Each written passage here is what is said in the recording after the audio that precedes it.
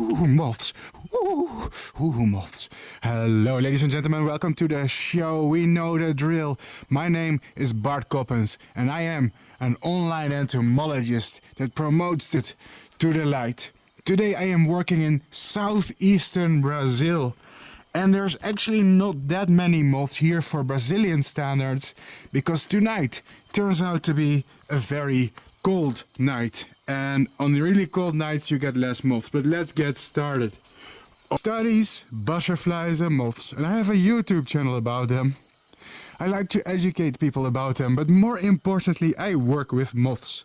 And today I'm in southeastern Brazil and I'm running a light trap. A light trap is basically using artificial light to attract wild moths so that we can study which species live here in the area. Now I'm going to have to admit, guys, that tonight I don't have that many moths, at least to Brazilian standards. Some nights the whole sheet is covered with insects, but tonight it's a bit scarce. Why is that, you may ask? Well, the reason for that is because tonight is very cold. And the moths, they don't like it when it's very cold, so you get less species. Now some of you may say, what? It's cold in Brazil? That's nonsense. Well, I'm actually on a mountain today. On a mountain top. And that's why it's a little bit colder than usual, ladies and gentlemen. So let's get started. Now I have to apologize, I'm using here a flashlight for illumination. But for some reason it makes an annoying visual effect with stripes. As you can see. Hope you guys don't mind the digital effect here. I don't have any other alternatives. You just have to deal with it. Yeah, because it's a social media, you don't get to have the mounts. Let's get started. Babe, are you excited? Oh, I am. I just found the first delicious juicy moth. Oh, look at that. Don't you guys agree that this is a beauty though? Ignore the annoying stripy thing.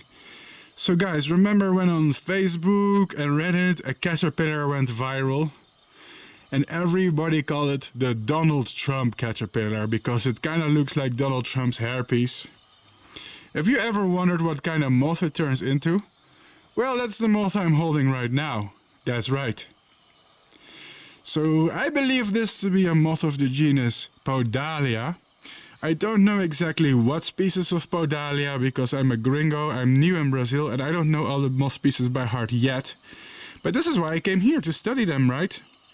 So this Podalia species basically came from a very toxic caterpillar that developed and metamorphosized into a rather harmless and very cute moth.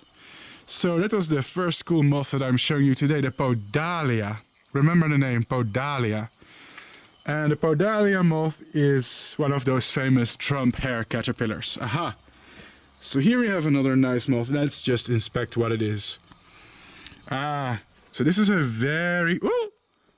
Okay, never mind. Don't worry, we'll find another one. That's a common species. Let's go to this one then. Aha! Are you more cooperative? So this one right here is a species of Dirfia. This is one of the many wild species of silk moths from the family Saturnidae. They're also known as the emperor moths by some, that you will find in southeastern Brazil. Now many species here, if you touch them, they will curl up into a ball, which is that is their defense.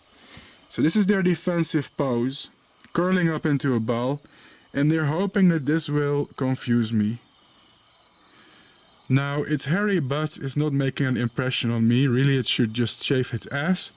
But the orange and black stripes will intimidate a bird or another predator into thinking it's something dangerous or toxic like a wasp and leave it alone. Now, can we point out how adorable it is? It also appears that this Dirfia, so I haven't identified which Dirfia species, there's a lot of them and they all look similar, I'll make an update later. It looks like this is a male and he's missing an antennae, sadly. You'll notice a lot of imperfections in moths because they get eaten all the time. They're basically the favorite lunch of birds, but also of other insects. Just think of stuff like spiders, praying mantids, wasps. Insects are not that friendly, they kill and eat each other constantly. Right, so this is a... Stay still. Fool, I'm trying to influence here. I'm famous, I'm an influencer. Don't fly away, okay? Yeah. Let me pay you with exposure instead of money. Hey! Ah! Now this is what I believe to be a Pantherodus moth. Now the stripy problem is a bit annoying right now. Let's see if I can do anything about it. Maybe changing the angle of the flashlight. Nope. Never mind, you're gonna have to deal with it, baby. So this is what I believe a Pantherodus moth. I think it's Pantherodus pardalia. And it's a type of geomatter moth from the Geometridae family. And if I am not mistaken, and I could be mistaken, but if I am not mistaken, which I hope I'm not, because nobody likes being mistaken. I mean, my life is a mistake, so technically I'm always mistaken, right? My life is a mistake, everything I do is a mistake. This planet is a mistake. But still we don't want to be mistaken in a world of mistakes, because we're just adding more mistakes to the big mistake soup. And 2 wrongs don't make a right. And 2 mistakes, 1 mistake, 2 mistake, don't make a 3rd mistake, less of a mistake. And I said the word mistake so much. Mistake! Anyway, these moths, or actually rather their larvae, feed on what is called passiflora. You know, that's the one that grows passion fruit. Hope I'm not mistaken. Hope I'm not mistaken. You know, I'm gonna look away, otherwise... my programming is in a loop today. So let's see what... Well, these small black little thingies that we got here on the sheet, yep. I'm pretty sure I introduced you guys to them before. You get dozens of here every night. They are here in huge numbers. Sometimes you get hundreds, and you pretty much almost exclusively get males, because the females of them are rare despite the males being so common. These are called Hilacia moths. And Hilacia moths are very important for the environment because they are highly abundant. I'm pretty sure many insectivores rely on them, such as bats, just because they appear in such high numbers. They tend to be polyphagous and very adaptable, feeding as caterpillars on fruits like guava, mango, and other commercial crops, which doesn't make them very popular with farmers, because they can overpopulate and damage some of the commercial crops and fruit trees that farmers are trying to grow. Which is not really good for their income, of course, if all the larvae are defoliating the trees. Second of all, these cute little moths, they may look innocent, but their caterpillars can be highly venomous and very painful if touched, being medically significant, so don't let their cute looks deceive you. When these things were caterpillars, they were covered with venomous spines that really, it hurts if you touch them, it burns quite strongly. So... Secondly, Hilacia. Now this is a generalization. Hilacia is a huge genus. I'm pretty sure there's like over 100 species, maybe like 150 species. Well, I don't know. I haven't counted. I could be wrong. Let's not make a mistaken. Anyway, they are so small they only live for a few days. And this is a generalization because some Hilacia species are specialists. But a lot of species are polyphagous, which means their caterpillars can feed from many different species of plants. They're highly adaptable. And when humans degrade the landscape by, for example, introducing invasive plant species, Hilacia are often the first to take advantage of it. For example, this area struggles with introduced invasive eucalyptus tree. And eucalyptus is very invasive here, and many of the native moths can't eat it. But Hilacia are an exception. I'm pretty sure some of them are even a pest on eucalyptus. Now, you can't have a pest on an introduced plant species. That's actually... You could argue that maybe that's a good thing. But they do overpopulate because they can take advantage of it. It's a complicated story we'll have to get into in another video, because right now I'm just doing a moth tour. Mistake. Please stop. Guys, I need professional help. It's you again. Well, we already talked about you, but you're so beautiful. You get to be in my video twice. Not once, but twice. Oh, guys, on the wall. I spotted something that is actually new. Oh, this is a new species of silk moth that I've never seen. Guys, okay, wait, let me adjust the flashlight. I'm doing this with 2 hands, so please forgive me for being clumsy. It's not easy to film holding a flashlight and a heavy camera at the same time. And yes, my camera is very heavy. So this is one of the many Saturniidae silk moths, the wild emperor moths.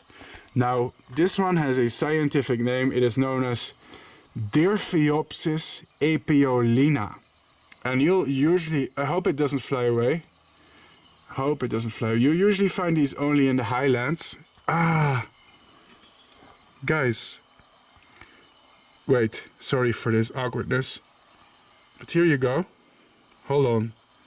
So as you can see, this is one of the many moths that curl up into a ball when they are touched. It's feeling threatened right now, and the black and red stripes are supposed to deceive us a little and trick us into thinking, oh no, this species is toxic, maybe we should leave it alone.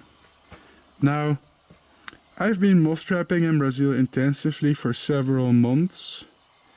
And I've had other species of Dirphiopsis before, there are several. But this is actually the first time that I caught Dirphiopsis apiolina, so that's interesting. Now also what's interesting is that tonight is a very cold night. Which is generally bad for the moth, so I'm surprised that on this cold night something new turned up. You have to wonder, maybe does this species like lower temperatures? That's of course a bit of a conjecture. You can't just do one moth trapping night and make assumptions based on the... Oh, the stripes are really annoying me right now. But yeah. Ooh, it is very pretty though. And these moths, well, like many other moths, they don't have mouth parts. They can't really feed. They only live for a few days for that reason. So remember the name. This used to be the hawk moth Xylophanus porcus continentalis, I believe. But I heard it recently got renamed. There was a taxonomic revision. And I haven't kept up with the science, you know. I have a new idea. From now on, all the moths that I like... Sorry guys, let me just sit here. Hope this isn't very amateurishly filmed. From now on, all the moths that I like, I'm gonna put them on the floor. It's easier to film them that way. So this used to be, I don't know, Xylophanus porcus continentalis, I think. But I don't know if they still use that name for this moth.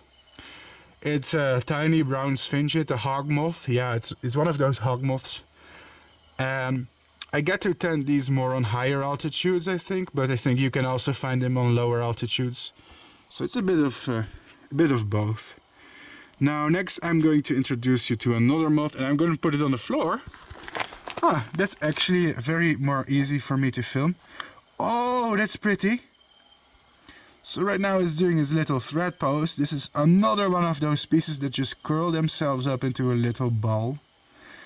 And believe it or not, did you remember when I just showed you those black little moths? In fact, there's one of them up here. Yeah, remember when I talked about them? These Helacia species? Well, believe it or not, this colorful thing is also a Helacia species. It's just another species. I do happen to recognize this one, because this one is just very unique looking and recognizable.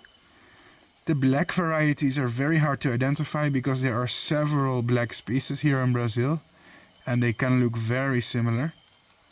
But this one should be the moth Helacia metapira.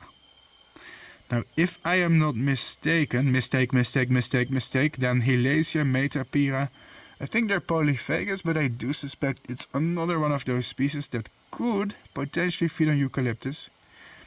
And if we are lucky, it will stop being in the thread pose for a moment, and maybe we'll see the upper side of the wings as well, which is actually quite nice. Important is to not disturb the moth right now, because then it will go back into its defensive position.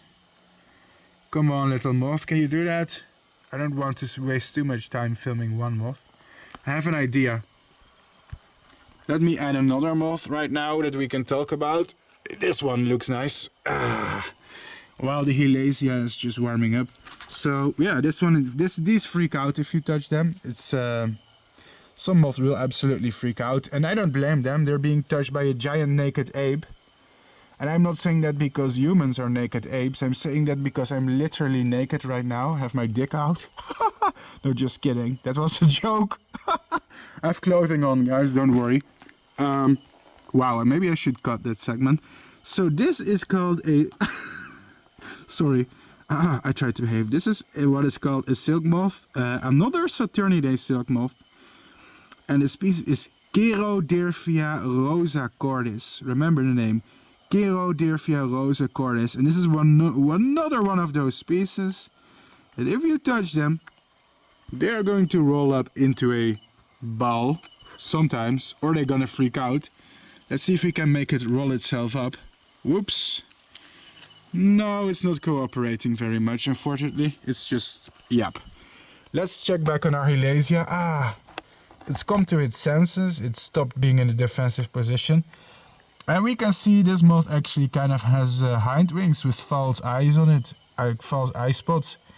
But it also has beautiful kind of fluorescent yellow-green brownish forewings and a nice thorax with a black stripe that does make them very recognizable.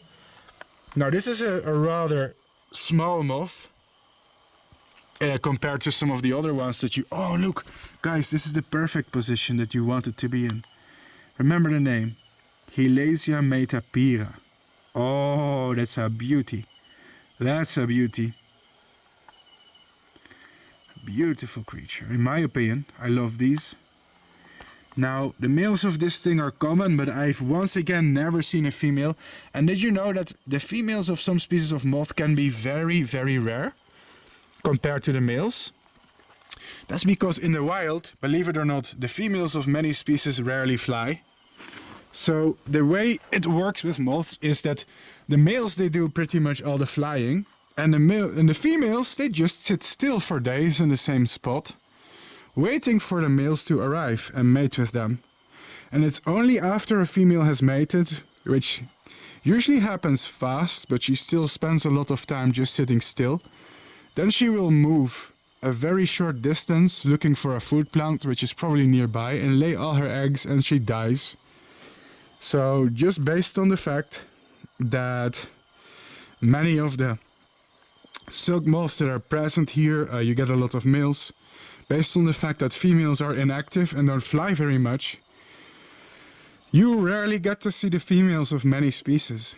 For example, like all these small black Hilasias, I think there's like maybe 2 dozen of them on the sheet right now. Yet I've never had a female. That's crazy, huh? Males are so common, the females are so rare. I just think that's a bit strange. But that's how it is, guys. And here we got the same hog moth as before, but in a better condition, because the other hog moth was a little bit old. So believe it or not, I think this is once again what used to be Xylophanes porcus continentalis. Whoop. But I believe this is a specimen it looks very fresh, has no imperfections. And the other moth was more of an older one. Now I do love hog moths, to be honest. I've had a bit of a lack of hog moths here for some reason. So in Brazil we have some of the world's biggest hog moths, literally. We have the biggest species in the world here. But that does not include these species, because this is one of the... I would not call this a small species by any means, but it's one of the, I guess, medium-sized ones. I'm not sure what the larvae of this species eat, but I think it's the Rubiaceae family, which is often used by Xylophanes in tropical rainforest. Now that's again a generalization. Mistake. Anyway, I'm gonna take my medicine after this video. It's going wrong, guys. It is a beautiful moth, although it's just predominantly, I don't know, what color is it? I would say it's a mix of gray and green somehow. Alright, boy. Let's put you back on the sheet. I have to be careful. We don't want to accidentally crush any moths. I have huge shoes. Yeah, this is a rainforest. Thankfully I haven't seen any dangerous animals yet, but they can be here. We have deadly snakes, we have deadly spiders. They're not common, but they exist. So maybe I'm just being paranoid. I don't like to walk on slippers in a rainforest. So here we have actually a giant predatory, well, it's not that giant. It's the size is kind of decent. Oh wait, just discovered some more moths. So here we find actually a predatory beetle, and I'm surprised. It's actually really beautiful. Hey, look at that. It has a black shield with two yellowish dots. That's really cool actually. That's really pretty. I've never seen a beetle like that before. Now guys, there's not much I can tell you about beetles because I'm more of a moth. I'm a specialist in moths, yeah. So when I see a beetle, I can just make basic comments like, oh, it's pretty, it's cool. I can probably name the beetle family. I know a lot of beetle families by you know, here you get a lot of the impressive Dynastidae, Cerambicidae. I'm not sure what this one actually is. I forgot that family. Of course you have the fireflies, the Lampyridae, the clear beetles, the Elateridae. But yeah. Point is, I don't know that much about beetles except the basic facts. I'm trying to learn about them though. Let's see, what are we going to show here? Ah, this is cool. This is nice. So this one looks like it never skipped leg day. It has very creepy spider-like arms. Can you see that? That's very strange. Have you ever seen a moth with such long legs? Now I'm hoping it will allow me to grab it without flying away. Some moths are easy to touch, but for some moths it's harder. Of course, generally speaking, they don't like being touched. Oh, it's on my finger. That's going to be nice for a close-up. Now, I don't know the species that it is by heart, so I'm not sure what species this is. But I can tell you about the family of moth that it's from.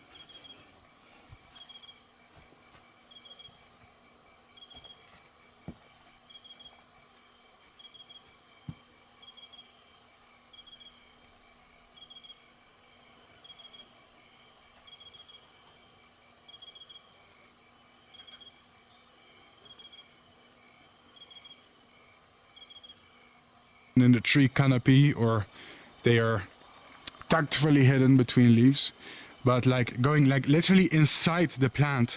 That's a bit unusual. And now we're going to inspect these bushes because the moths get confused from the light and they fly all over the place, and sometimes they get stuck here in the, I'm not sure what it is. Is it a, here's a Hilasia. Already shown you those. Whoa, guys. Whoa, look, it's a huge longhorn beetle. Wow, wow, wow, wow. That's fantastic. We have to be careful because some of these can bite really hard. Don't worry, it fell on the floor, but it's not in danger. These beetles have a very thick shell. Okay, it's not going to be hurt. Wow, can you see how crazy long its antennae are? Have you ever seen an insect with such huge antennae? Now this is why they are called longhorn beetles. I guess I don't have to explain why. And oops, I'm filming this with one hand and it's crawling up to my face. I don't like that. Come on. Ah! Thanks, a huge moth just knocked it on the floor. Ah, let's take a closer look at our longhorn beetle. Oh my gosh. Yeah, it has long antennae. Now I'm gonna be honest, I don't know why they have such long antennae. like other beetles usually, don't have such ridiculously long antennae. Let's put it on the sheet so we can see it against the white background. Wow. Guys, if you're watching this video and you know more about beetles than I do, I would love to know your commentary. Why do longhorn beetles have such stupidly long antennae? Why is that?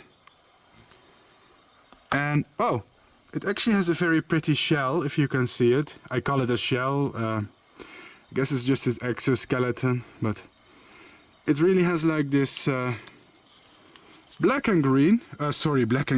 Sorry, I mean yellow and black, like a wasp. I'm not sure why I got my colors mixed up. It's in the heat of the moment. Yeah, the insects are making me hot. That sounds wrong. Wowee! That's really awesome though. That's the find of the day. Look at those massive antennae. Why does it have such big antennae? So did you know moths, they can smell each other from a huge distance, like I'm talking literal kilometers away. Moths have such sophisticated antennae. They can smell a single molecule of pheromone from a female. A single molecule. So you have to wonder, if moths can do it with such small antennae, why does this beetle have to evolve such huge antennae? Huh? Ah, look at that.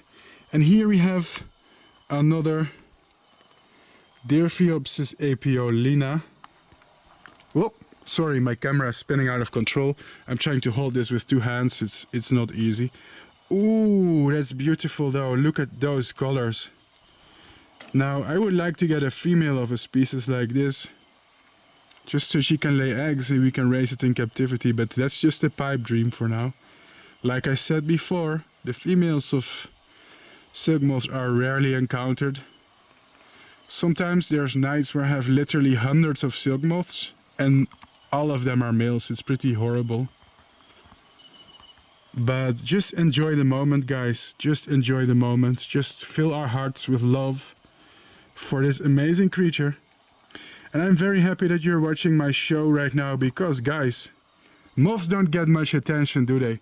Like, how many YouTube channels are there for pandas and dog and cat rescues? And man, I've seen YouTube channels about people with pet alligators, or there's channels like Ants Canada. Like, that guy has 2 million viewers with ants. That's pretty cool, eh? There's YouTube channels like Nautilus of deep sea videos, people who show fish and other marine wildlife. But how many moth channels are there? It's pretty rare in general. And I feel like often I'm one of the only people who are promoting their conservation online. Now, I don't want to deny the existence of other channels, okay? That would be very arrogant to say I'm literally the only one. There are some other smaller channels. That being said, they just tend to spam shorts, YouTube shorts or something. Oh, whoa! Sorry. Moth moment. I just discovered a massive moth just sitting here in the bushes. That's why I check the bushes, because sometimes the moth, they tend to land here. Oh, this one is as big as my hand. And I recognize the species because I've been here in Brazil for 3 months. When I came here, I didn't recognize any of the species, but I'm already starting to recognize some of them. So this is Aeacles ducalis. And I'm not sure what ducalis means. Maybe it comes from the Latin dulce, it means sweet. I don't know. So this one is a giant moth. It's another Saturnidae, another giant emperor moth or silk moth. Like I said, we get a lot of moths from that particular family here in Brazil. Aeacles ducalis. Now, I tend to get these on higher altitude. This is another, well, I'm on a mountain right now. So it's logical. Most of the species here are going to be highland species. Aeacles ducalis. Let's show its face. Whoop. Hello, guy. Can you see its cute little eyes, though? So this moth cannot eat. It has no proboscis, which means it's gonna die in about a week after finding a mate. It's gonna find a... Again, this is another male. Of course it's a male. Finding a female would be amazing, but it's rare to get females. But yeah, I'm glad we found this Eaclis ducalis. Now for the Americans and Canadians watching my video right now, if you are wondering, yes, this moth is directly related to the imperial moth.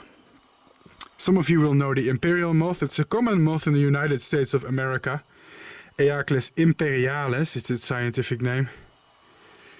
This is Eaclis ducalis, not imperialis, and it looks different. For example, the imperial moth doesn't have these white spots. That's the difference. But they are similar species though. Not the same, but similar. And that's the cool thing about moths, is that you can get similar species very often. Take the Luna moth, for example, the American moon moth, Actias luna. If you go to Asia, you actually get dozens of other moon moth species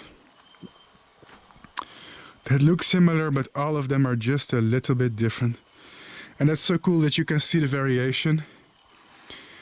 Evolutionary history is written on the wings of butterflies and moths, and you can just see how they diverged over millions of years. Yes, guys, evolution, sorry, I'm not a creationist. I'm pretty sure that looking at butterflies and moths makes evolution very obvious. So this is a tiger moth, and it's very colorful, as you can see. It has kind of like a shiny, metallic, some nice colors to it, right? It's quite pretty. So some of the most colorful moths that you'll encounter are usually the tiger moths in the tropics. Because people will always say, well, butterflies are beautiful, but moths are ugly. That's not always true. Yeah, many moths are brown and gray, like this one right here. Which is, by the way, I think is beautiful too, but we wouldn't call this one colorful now, would we? But that's a generalization. There are some exceptions, as you could see.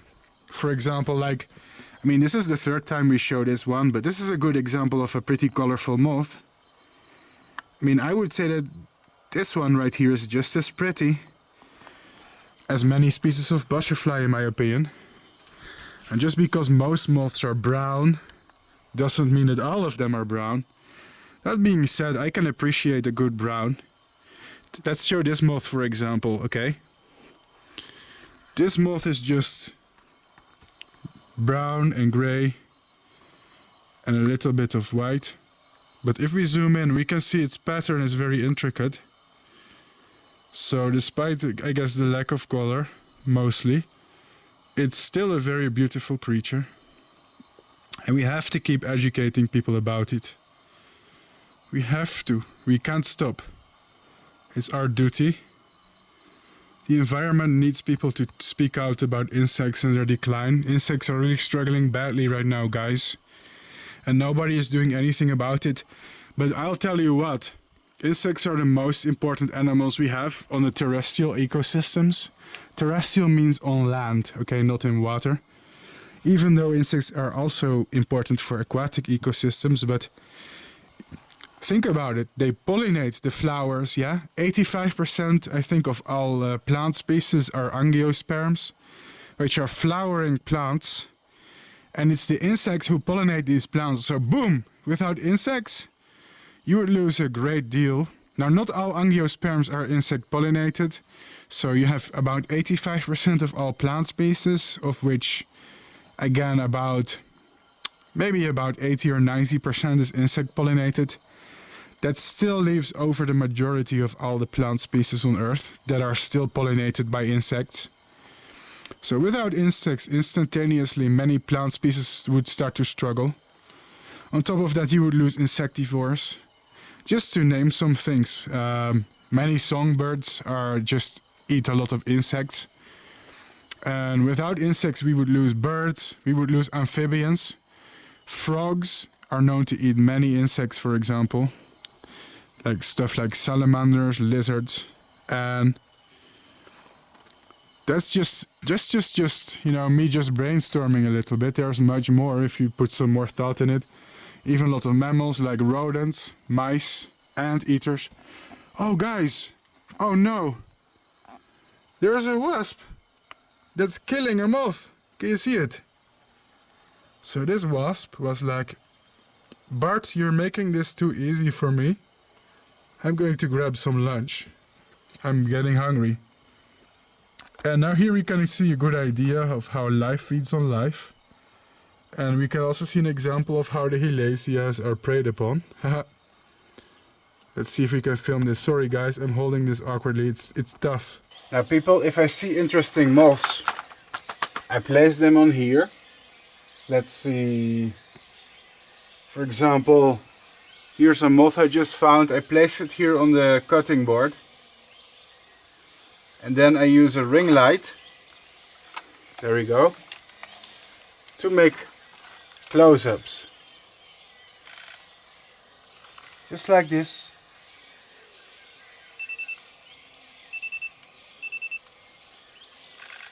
Now,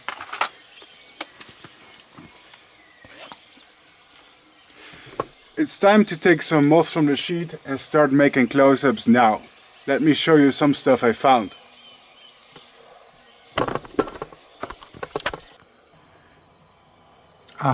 A little close-up then.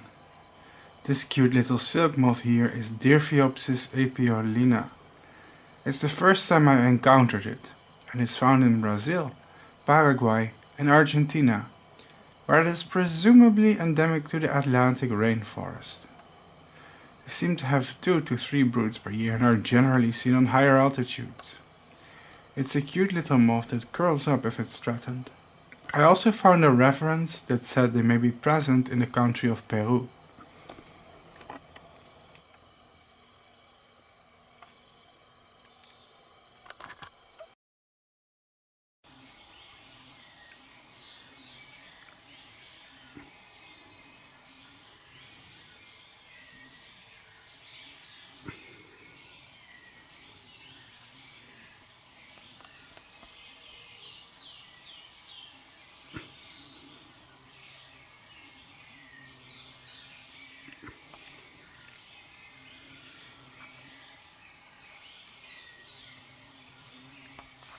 I have called this insect by the wrong name all night long. Sorry, this is Scerodyrphia opis, I'm pretty sure. But in the video I think I identified it as Scerodyrphia rosa cordis, which is another species. Thankfully I can correct myself in post-production when I do the commentary. It is known from southeast Brazil and is another endemic species to the Atlantic rainforest. It goes to show how many insects that I find here can only be found in southeast Brazil, and maybe small parts of Argentina. This rainforest is truly unique, with its own unique plants and animals. Its main food plant appears to be croton. This could perhaps be Dirphia triangulum, an emperor moth described from southeast Brazil, and perhaps more parts of the Atlantic forest. If threatened, they like to play dead and display their abdomen. Cool.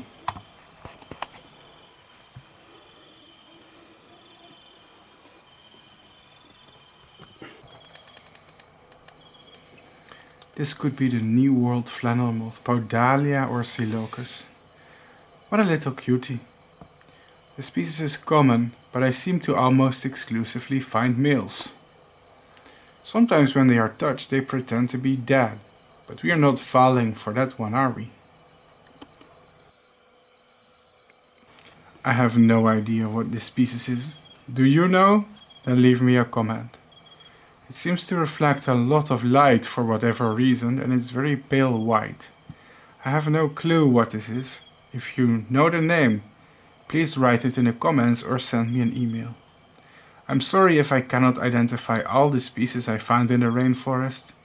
Sometimes it is difficult to identify hundreds of insects for content. But it sure does leave a challenge for my viewers. Maybe you are capable of identifying it? Here is some kind of scarab beetle with a very peculiar green color. It's quite beautiful, but sadly I do not know the identity of this species. If you know the name, Once again, please write it in the comments or send me an email.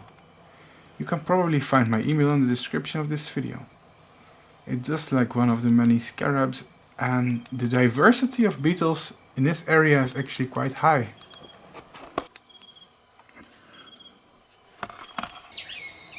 Some of the most common silk moth species in Central and South America are these tiny guys. Yeah, there's about 100 species of them. And if you paid attention, we've seen them many times in my videos. They're called Hilacia. I'm not sure what species this is. They could be Hilacia oratex and Hilacia nigricans, but I'm not entirely sure. They are some of the hardest silk moths to identify in general. Wow, what is this incredible silk moth with spooky and large eye spots? This beauty is named Automeris beckeri. It is found in Paraguay, Brazil and Argentina, and it appears to be mostly endemic to the Atlantic rainforest. I personally always find this species on medium to higher level elevations, but they seem to be mostly absent in the lowlands. This is consistent considering that today we are moth trapping in the mountains, so this Automeris probably has the creepiest eye spots of all of them. They stare right into your soul, don't they?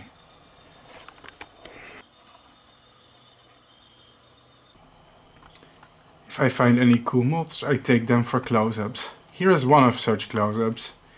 This beautiful thing right here is called Eaclis ducalis, and this species is found in southeastern Brazil.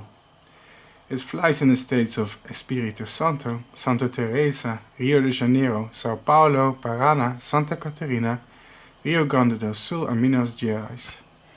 The caterpillars of this species are very beautiful, and they are said to eat on trees from the Myrtaceae family and perhaps also the Lauraceae and Melastomacea families. In reality, this species is quite polyphagous, and there seem to be at least 2 generations of them a year. One closer to January and one closer to September, but it depends on the location. This species seems to prefer the highlands and is found in the mountains. This cute tiger moth appears to be Symphlaria lophokampoides. I am doubtful about this identification, but it seems to be the best match so far. It seems that nothing is known about its life cycle. This shows how many life cycles of moths in the rainforest are unknown to science and how little we know and understand about these creatures. This is a very cool and very colorful species of Hilacia found in southeast Brazil, northeast Argentina and Paraguay. They are endemic to this region of the Atlantic rainforest. Its name is Hilacia metapira. There seem to be at least 2 generations of these insects per year in the wild, perhaps, and they appear to be more common in the mountains and higher elevations. This video was made on about 1200 meters above sea level in the mountains, a fascinating species. I bet we will find more Hilacia species tonight. That's a cutie. This must be Viviana flavicincta, a species on which there is little information. The insect seems to be endemic to southeast Brazil and is restricted to Sao Paulo, Santa Catarina and Rio de Janeiro. This beautiful tiger moth is called Emurena lurioides. It is beautiful yellow with bluish spots, and it appears to be, you guessed it, endemic to southeast Brazil. But it's hard to find any relevant data or information about this species. It's certainly nice to see, however. Tiger moths are generally some of the most colorful moths that you can find.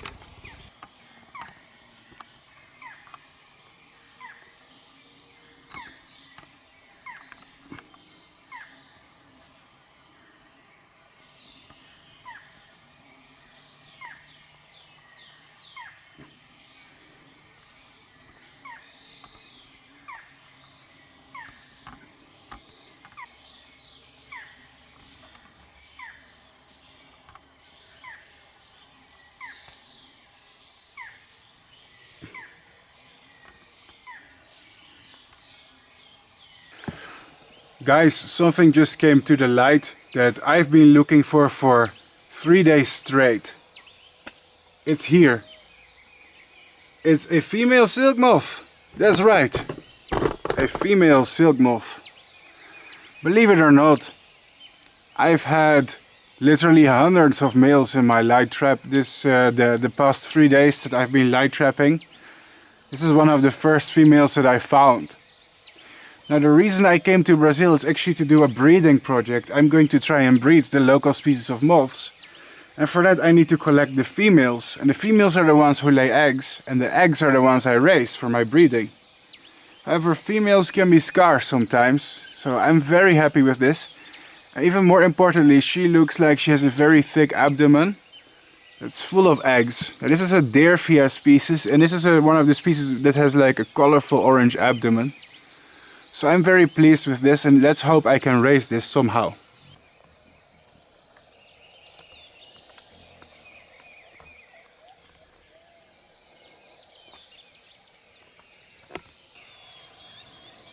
Our beetle buddy is so pretty, honestly though. Whee! Don't worry, silly beetle buddy. I won't hurt you. I just want to make some good footage of you, then you can go. Whoa, silly thing.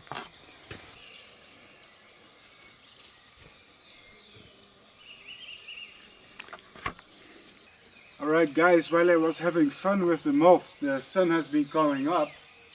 And it means there's not going to be any moths anymore. It's morning and we spent all night looking at moths. I'm happy with the result. Let me turn off the light. So the lamp can cool down. There we go. Now, before we end the video, don't worry, I'm not going yet guys, don't leave. Let's show some of the final result. Now most of the moths, especially the big ones, have already flown away. In the morning sometimes they fly a second time to find a place to hide, right? So at night they fly to find a mate, and in the morning they fly to hide away. So let's see if there's anything cool that we missed. Be careful, don't touch the lamp, it will get very hot. Yeah, these lights, they get scorching hot, that's the downside. Maybe we should pull down the sheet just like this. See if there's anything behind. Well, these things are ultra common, aren't they? The Dervia rosa cordis. I only get males of these things, it's such a shame. I would love to raise this species, but like females are so rare of almost... Oop. All the stuff I find here. Let's see what else we got. Anything we missed? Oh wait, here's a nice tiger moth on the wall. I wonder if it wants to cooperate or fly away. Generally speaking, moths don't like human fingers, so they're gonna fly away. But sometimes there's one or two. So you have a nice orange tiger moth. Will you sit on my hand? Nope. Doesn't wanna. Nope. Yeah, we're scaring away these moths quite fast. Ooh, this is a nice one. Look at this. So this is a Crambidae. It's actually the second time I had this species in my trap. I need to identify this species. It's hard to identify them. Actually, it's probably not hard considering it looks so weird and special. Now, I don't actually identify all the species that come to the light because there's too many moths.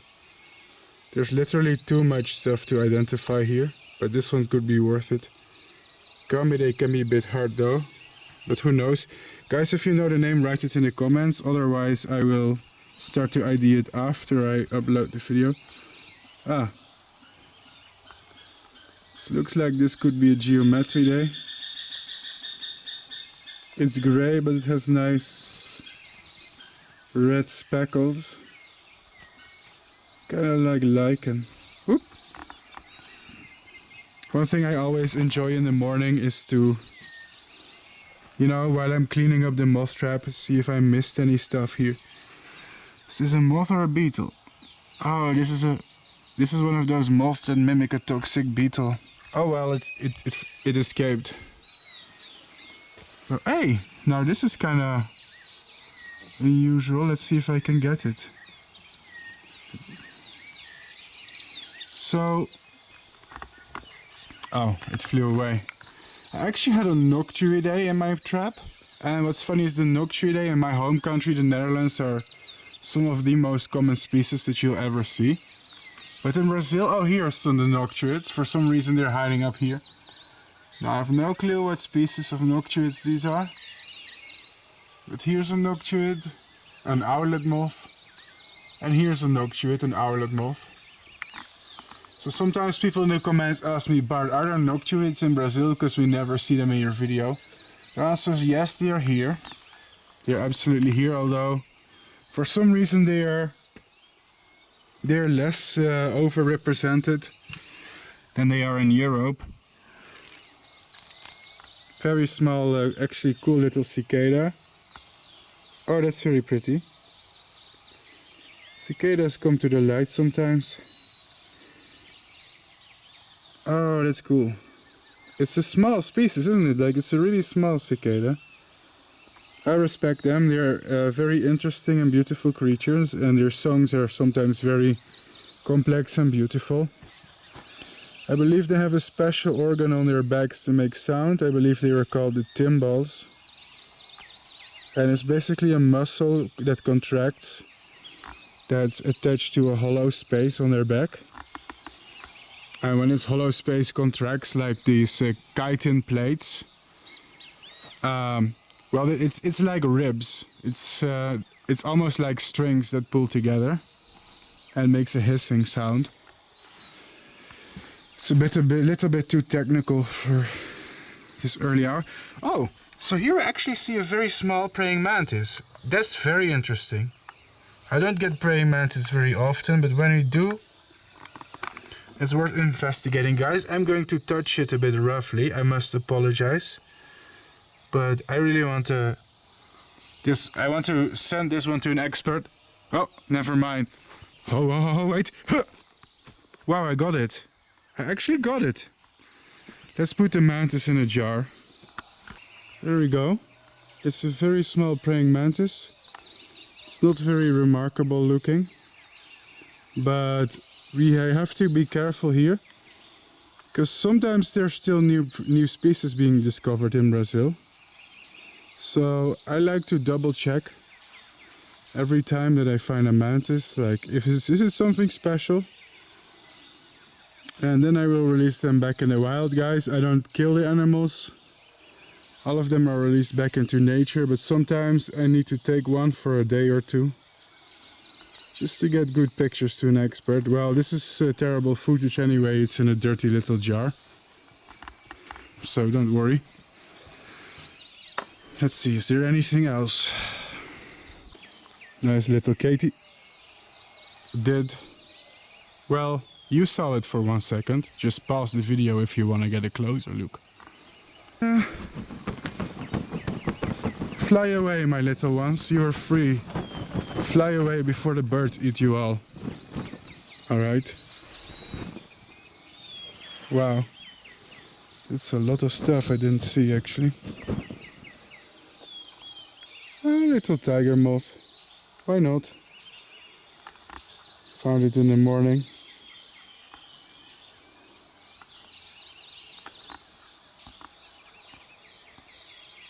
Satisfying color patterns. Not a super colorful species, I suppose, but still cute enough. Right, let's put you back, little guy.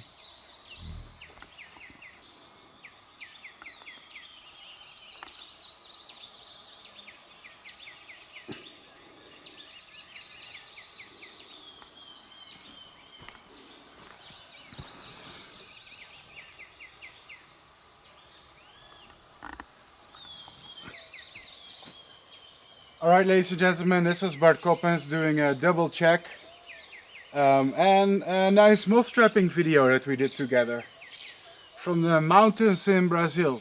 The altitude was about 1200 meters, which is not super high, but definitely a higher level altitude. That makes it interesting. You get different species on a high level than on a low level. Also, one more thing, guys. If you like the show, if you appreciated what you were seeing today, consider becoming a member or supporter of my channel. My YouTube channel is completely demonetized by YouTube, and YouTube refuses to tell me why. That means that if I upload a video on YouTube and many people share it, many people watch it, the video is a little bit popular. Ooh, I have muscles. I look so good, I'm a literal Chad. Anyway, it means that if my content attracts viewers and people, they watch it and they share it, that I don't make money from it. So the way YouTube normally works, if you have a big channel, I mean, I have over 30,000 subscribers, guys.